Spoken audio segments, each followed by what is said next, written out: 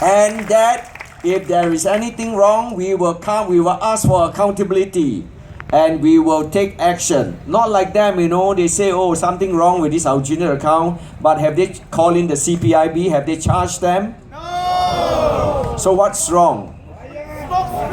If we find something wrong with the town council accounts, we will not hesitate to take action against the wrongdoer. And we have in our team, a Tanjung Pagar team, a person who is an expert in risk management. He is our colleague, Chirag Desai. He has a master's degree in financial engineering from a top US university, Columbia University. Whoa, Columbia! Yes. And he has been working in international banks in New York, Tokyo, and Singapore for 12 years doing risk management. So he has done things to make sure that banks do not fall, do not go bankrupt, that risks are well managed. He will help us to set up proper risk management tools in the town councils that we manage when we get elected. Yes. So we look forward to it. We will protect your money in town councils with experts in financial engineering, risk management controls. So this is a fantastic team, very well diversified, experienced in corporate management and community work. At the last rally in Jurong last week, I asked whether Taman was a man of conviction or a man of convenience. Taman is the finance minister and leader of the PAP team for Jurong GRC. I say he got cold feet after his productivity target of 3% was only attained at 0.3%. So he was 90% short of his own target. 90%. You set target at 3, but you only achieve 0.3. What kind of performance indicator is this?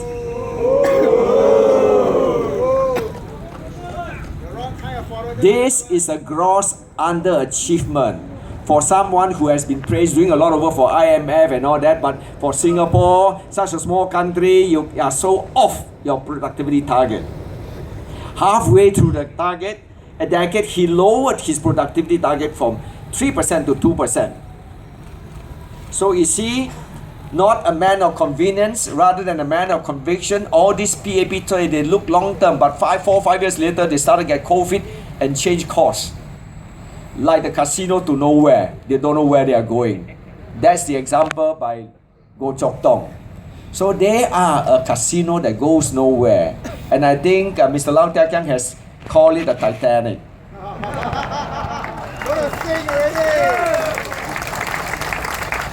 Taman did not respond to my question of whether he was a man of convenience or a man of conviction.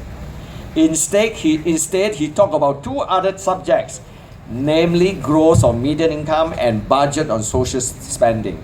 First, median income. He said, median income for Singaporeans have grown by 18% over the last term since 2011, and it exceeds inflation. But this is a wrong comparison. What about a lot of our money, especially the young, is spent trying to cope up? Lots of things have gone up by more than 18% in the last 4 years. And every day we meet up, we go to hawker center, increase from $2, $2.50 to $3, now $3.50, now $4. What's that? That's 100% increase. What is 18% increase in median income? Your house prices have shot up 300-400%. So it is a wrong comparison. Singaporeans are worse off despite the increase in median income. All of you know that. We all know that. $2 can only buy you a plain chai tau kueh, not the XO chai tau kueh that Chan Chun Sing talks about.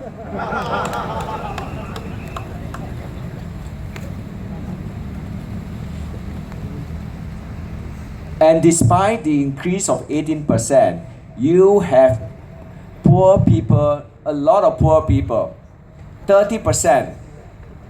In 2004, when Lee Hsien Loong took over as Prime Minister, only 26% of Singaporeans are poor. But 10 years later, in 2014, that proportion has increased to 30%. So from 20% of Singaporeans to 30% of Singaporeans poor. Almost 1/3 of Singaporeans are poor. And poor is defined as lower than half of median income. Median income 1,008 and all that. So you are earning less. And how could you get on with life with less than half the median income in Singapore? So 30% of Singaporeans are poor. And not only that, the middle class has shrunk from 53% to 47%. So, you know, Taman also said that the people from the lowest 20% of income have moved up. Income has increased. But the more relevant comparison is how many people have become poor and how many people have become less middle class. That's the real comparison. And on these two scores, the PAP record is bad, it's dismal. Next, he talked about social spending. He said he has maxed out the budget, he has spent the maximum on social welfare. This is in response to our $6 billion social safety net. He said, oh, there's no more money. You can recommend this, it's good. Or he won't say it's good, but he said, well, there's no more money in the budget for you. He is not telling you the whole truth. This social spending comes from returns, the half of the returns, long-term returns from investments of GIC, MAS and Temasek. But this is not the whole truth about our returns. There is still the excess returns from the investment of our CPF funds. You know, GIC invested our CPF funds and they got 6% returns every year for the last 20 years. But they gave you only 2.5%. So where did the difference of 3.5% go to? They kept it and boosted up their surpluses. Malaysia's EPF gave a dividend of 6.75% to its members, right? 6.75%. I think they earn probably a little more, but they give most of it back, deducting cost of administration. But not this Singapore government. They earn 6%, but they give you 2.5%, and they pocketed 3.5%. And this 3.5% is equivalent to $8.75 billion in the year 2014 alone. 1 year alone, $8.75 billion. This is your money that they have kept and taken away from you. This is not PAP's money from so-called superior investment management, because getting 6% is quite common among pension funds. So it is not because they are so smart that they earn so much and they deserve the 3.5%. Nothing of that sort. They kept it and they boosted their surplus. That is why government surplus are so huge. There are hundreds of billions of dollars in government surpluses right now. You go to the balance sheet, you find consolidated fund of $254 billion last year. That surpluses come not only from returns, you know, CPF funds have been so long, so they have earned lots of surpluses, excess returns over the years. And in addition to that, there's land sales. So all these add up to hundreds of billions of dollars of surpluses. And this is your money, because land sales, you pay your HDB flats, and it's estimated that 60% of the price that you pay consists of land costs. So only 40% is development construction costs, but 60%, let's say a 3-room flat, 300,000, 180,000 consists of land, and you pay for it, and that goes to boosting up government surpluses.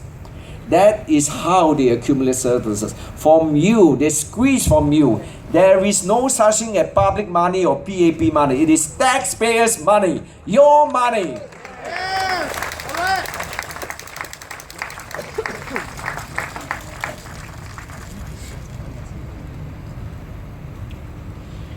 So Taman is not totally truthful when he suggested he has maxed out the social budget. It is very dangerous to have a finance minister who does not tell you the whole truth, the full information. Is it so difficult? Is it so wrong for us to demand to know how much reserves the country has? Our own money? Don't we have a right to know how much we have? But Taman is not telling us. He is keeping the truth from us. Do you not think that this is a dangerous finance minister? You know, we have proposed a social safety net of $6 billion. In the past, if you want to, you recommend, you suggest anything to spend, they will tell you he is trying to bankrupt the country, right? This time round, they have not accused us of trying to bankrupt the country. They have changed the line of attack. Chan Chun Sing say we are trying to bribe the people of Tanjong Pagar and Singaporeans with $300 a month for senior citizens and children. When I pointed out to him that this is not bribing, we are giving back to the people what belongs to them rightfully from the CPF money. This is not bribing. The people who are bribing the people who are bribing Singaporeans are the PAP themselves in the name of SG50. So he has changed the attack from bribing, and now Taman changed the line of attack. He said, oh, we already maxed out the social budget. There's no more money left for any of you for any social need. That is nonsense. We have lots of money in the reserves, hundreds of billions of dollars of your money.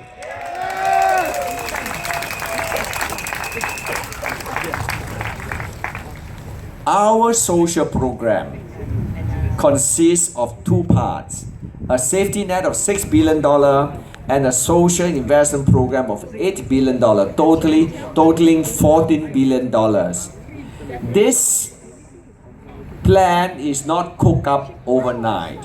It is prepared over several years. I have gone around the world talking to experts on welfare spending. I have gone to Finland, gone to Berlin, the European cities, I've gone to Oxford, where people discuss. I attended a seminar that has the largest gathering of professors on social welfare, and I learned from them. I even went to Harvard to learn from them. And this social program is the result of this trip. They are intended, they will not bankrupt the country. We have $16 billion returns every year. Our social program costs only $14 billion. $2 billion short. We still have extra $2 billion to spend on you. So our program will help poor and struggling middle-class Singaporeans who have been dislocated and has been displaced by the government's liberal policy on immigration. Foreign workers coming in to take away your jobs, to break up your families, and to take away your esteem. Our program will restore jobs to you and will restore your rightful place in your own country. Will you vote us in to restore our country? Will you vote SingFirst? Will you vote our two teams in Jurong and in Tanjong Pagar? Come 11 September. Make sure you turn up in full force and vote your teams into Parliament. Vote SingFirst. Vote to restore our country. Take back our country from the PAP who has sold our country to foreigners and their cronies. Vote SingFirst. All right.